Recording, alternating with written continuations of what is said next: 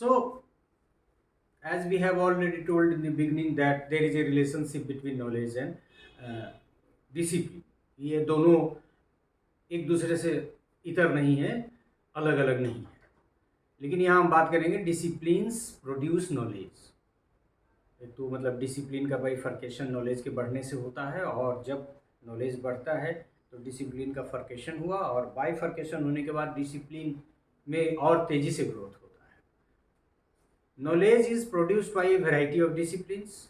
The practitioner of the discipline operate upon the domain by means of substantive structure. ये क्या है?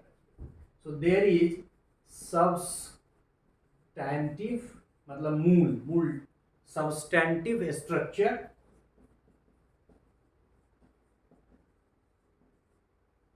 and syntactical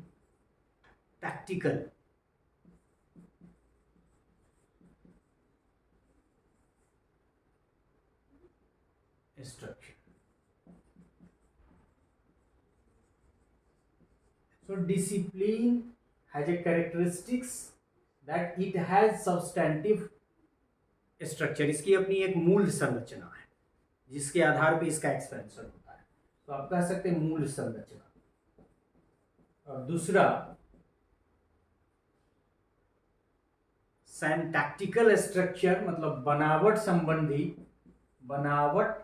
संबंधी संरचना. We can say syntax, आपने नाम सुना होगा, सिंटैक्स संरचना.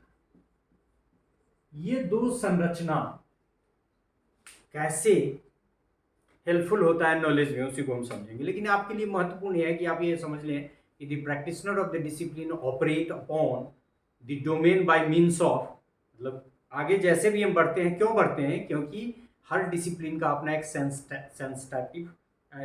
सब्सटैंटिव स्ट्रक्चर है, मतलब मूल ढांचा है, और सिंटैक्टिकल स्ट्रक्चर है, मतलब उसकी अपनी एक बनावट है.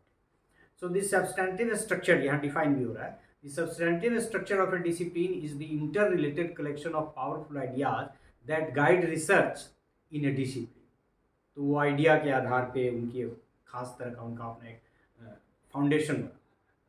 और दूसरा, syntactical structure of a discipline is concerned with issues such as the way in which new substantive concepts are formed and the ways in which different kinds of knowledge statements generated by the discipline may be validated. मतलब कोई उसका part है या नहीं है, उस discipline में ज्ञान का वो हिस्सा आके रह सकता है या नहीं, उसका पार्ट है कि नहीं, उसकी विशेषता से मिलता जुलता है कि नहीं, that is decided on the basis of the syntactical structure of the discipline. और फिर जब भी कोई ज्ञान आता है, वैलिडेट का मतलब है कि उसको एक्सेप्टेंस उसको मिलता है कि नहीं, कि whether it is the part of this type of knowledge, this type of discipline और not. So in brief, it is concerned with the modes of thinking and reasoning used in the discipline. So ये जो आपका discipline produce करता है knowledge को, उसमें modes of thinking and reasoning is used and that is very instrumental. In short, disciplines involve groups of creative people who interact with one another. Disciplines are not simply the products of rational machines. मतलब interaction is very much there.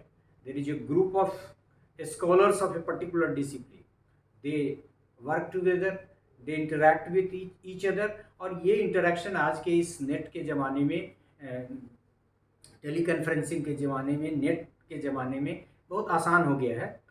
तो knowledge का अपना जो एक समूह है, academia, उसकी मदद से नॉलेज, एक डिसिप्लिन में काम करने वाले लोग एक दूसरे से इंटरेक्ट करते हैं. ये कोई रेशनल सिर्फ मशीन नहीं है.